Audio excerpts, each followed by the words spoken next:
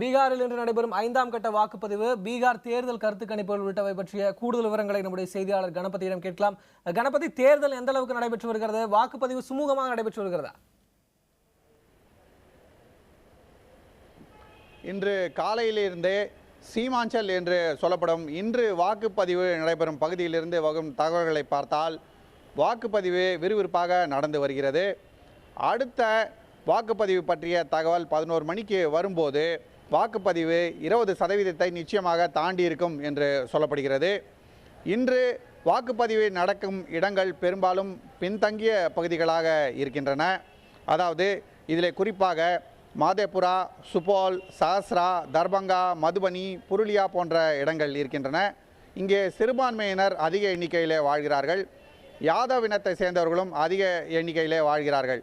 ஆகவே இந்த 2 காரணங்களால் லாலு பிரசாத் மற்றும் நிதிஷ்குமார் கூட்டணிக்கு இந்த பகுதியிலே அதிக வாக்குகள் கிடைக்கும் என்ற எதிர்பார்ப்பு இருக்கிறது.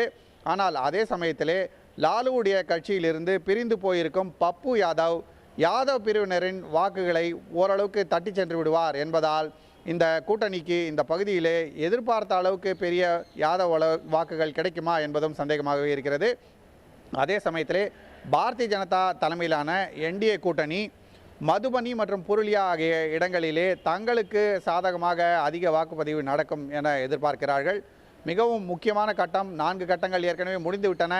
இந்த இறுதி கட்டம் மிகவும் முக்கியமான கட்டமாக கருதப்படுகிறது. அதுவும் பின்தங்கிய பகுதிகள் என்பதால் முன்னேற்றத்தை யார் கொண்டு வருவார்கள் என்று பார்த்து அவர்களுக்கு வாக்களிக்க வாய்ப்பு இருக்கிறது என அரசியல் விமர்சகர்கள் கருதுகிறார்கள். விக்ரம், கணபதி, நீங்க சொல்லக்கூடிய இடங்கள் எல்லாம் நக்சல்பாரி ஆதிக்கங்கள் அதிகமாக இருக்கக்கூடிய இடங்கள். வாக்களிப்பதற்கு ஏதேனும் அச்சுறுத்தல்கள் இருந்ததா? பாதுகாப்பு ஏற்பாடுகள்லாம் எப்படி போடப்பட்டிருக்கு? பாதுகாப்பு ஏற்பாடுகள் மிகவும் பலமாக இருக்கின்றன. மற்ற கட்டங்களைப் போலவே இந்த 5வது கட்டத்திலும் பீகார் சட்டசபை தேர்தலிலே பாதுகாப்பு மிகவும் அதிகமாகத்தான் போடப்பட்டிருக்கிறது. ஏற்கனவே பீகார் சட்டசபை தேர்தலை 5 கட்டங்களாக நடத்துவதே இந்த பாதுகாப்பு ஏற்பாடுகள் பலமாக இருக்க வேண்டும் என்ற காரணத்தால் தான் நக்சல் ஆதிக்கம் உள்ள பகுதிகள், மிகவும் பின்தங்கிய பகுதிகள், அங்கே சாலைகள் சரியில்லை, தொலைத்தொடர்பு வசதிகள் சரியில்லை என்கிற காரணத்தால் தான் முன்பே அங்கே பாதுகாப்பு படைகள் அனுப்பப்பட்டு எல்லா ஏற்பாடுகளும் செய்யப்பட்டிருக்கின்றன.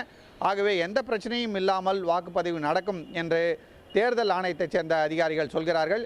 இதுவரை வந்திருக்கும் தகவல்படி எந்த விதமான பிரச்சனையும் இருப்பதாக தெரியவில்லை. விக்ரம், நிச்சயமாக கணபதி, இப்போ எக்ஸிட் போல் ரிசல்ட்ஸ் சொல்லக்கூடிய அந்த கருத்து கணிப்பு முடிவுகள் என்று அறிவிக்கப்படும் எதிர்பார்க்கப்படுது. அது எத்தனை மணிக்கு வரும் தெரியுமா?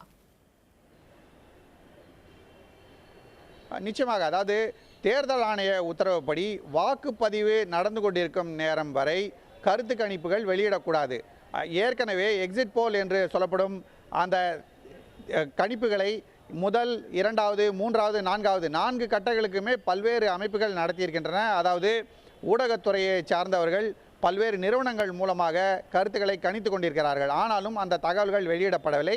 அதற்கு காரணம் இன்று 5வது கட்ட வாக்குப்பதிவு முடிந்த பிறகு, அதாவது மாலை 5 மணிக்கு பிறகு இந்த கருத்து கணிப்புகளை வெளியிடலாம், அதற்கு முன்பாக வெளியிடக்கூடாது என்பது தேர்தல் ஆணையத்தின் உத்தரவு. அந்த உத்தரவுப்படியே இன்று மாலையிலே இந்த தகவல்கள் எல்லாம் வெளிவரும் என தெரிகிறது. கிட்டத்தட்ட 5-6 முக்கிய கருத்து கணிப்புகள் வெளிவரும். அதிலிருந்து ஓரளவுக்கு 8ஆம் தேதி அன்று என்ன மாதிரியான முடிவுகளை எதிர்பார்க்கலாம் என்பது தெரிய வரலாம். விக்ரம்.